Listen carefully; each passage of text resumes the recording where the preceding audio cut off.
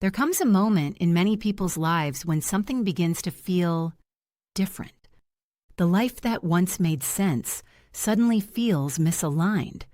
Conversations feel shallow, old goals lose meaning, relationships shift, and an inner voice begins whispering, "There has to be more than this."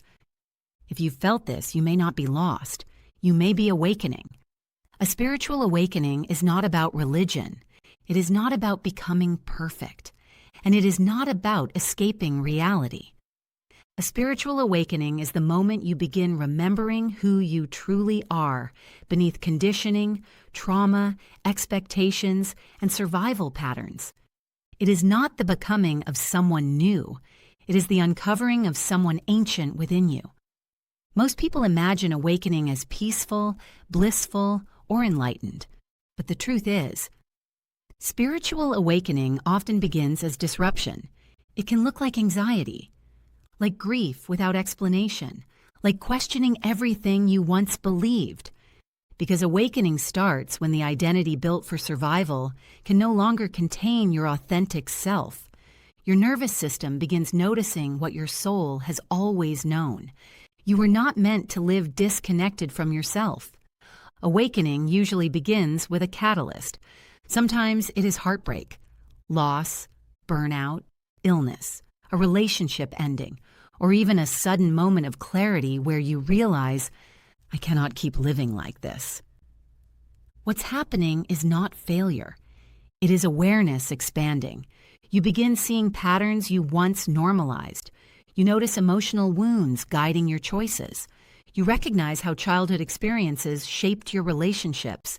You see how fear, abandonment, or people-pleasing quietly directed your life. This is why awakening can feel uncomfortable, because illusion dissolves before truth appears. Many people think they are falling apart during awakening, but in reality, the false self is dissolving, so the authentic self can emerge. One of the first signs of awakening is emotional sensitivity. You may feel emotions more deeply than before. Crowded environments feel overwhelming. You crave solitude. You begin protecting your energy. Your nervous system is recalibrating. You are no longer numbing what you once ignored. Another sign is relationship change. You may outgrow connections that were built around shared wounds rather than shared growth. This does not mean you are abandoning others. It means you are no longer abandoning yourself. Awakening also brings intense self-reflection. You begin asking deeper questions. Why do I react this way? Why do I attract certain people? What part of me is still seeking validation? You start realizing that your external world has always mirrored your internal state. This is the beginning of conscious living. Many awakenings move through stages. First comes confusion, then questioning, then healing, and eventually, integration. At first, awakening feels like losing control, but over time it becomes gaining alignment. You stop chasing what looks good from the outside and start choosing what feels true on the inside. You may notice your values changing. Success becomes less about achievement and more about authenticity. You crave depth instead of distraction, presence instead of performance, connection instead of approval. One of the most misunderstood parts of spiritual awakening is the healing phase.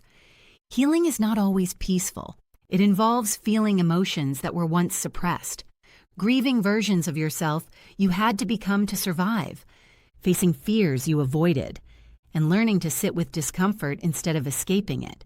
But this is where transformation happens, because awakening is not about transcending humanity. It is about fully inhabiting it. You begin understanding that spirituality is not separate from everyday life. It exists in how you speak to yourself, how you set boundaries, how you love, how you rest, how you honor your truth. As awakening deepens, intuition strengthens. You begin trusting inner guidance more than external validation.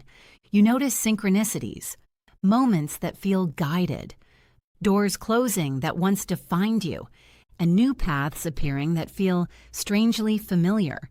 You start realizing life is not happening to you. It is unfolding through you. Eventually, awakening becomes less dramatic and more grounded. You feel calmer, more present, less reactive. You understand that growth is ongoing, not a final destination. Awakening is not a single event. It is a lifelong relationship with awareness.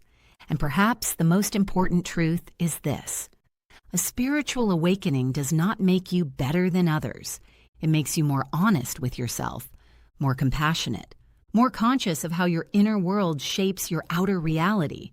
You stop trying to control life and begin learning how to participate in it fully. If you are awakening right now, you may feel alone. But millions of people across the world are going through this same process. You are not broken. You are not behind. You are not losing yourself. You are meeting yourself for the first time. Awakening asks courage. It asks you to release identities that once protected you, to question inherited beliefs, to choose authenticity over comfort, and to trust that uncertainty is often the doorway to expansion. So if your life feels unfamiliar, if old patterns no longer fit, if you feel called toward healing, truth, and deeper meaning, take a breath. Nothing is wrong with you. You are awakening, and awakening is not the end of who you were. It is the beginning of who you have always been. If this resonated with you, subscribe and continue this journey with me as we explore healing, the nervous system, emotional patterns, and the deeper connection between mind, body, and spirit. Your awakening is not random. It is a return home to yourself. Thank you for taking the time to connect and expand your world with my content. As always, you are loved.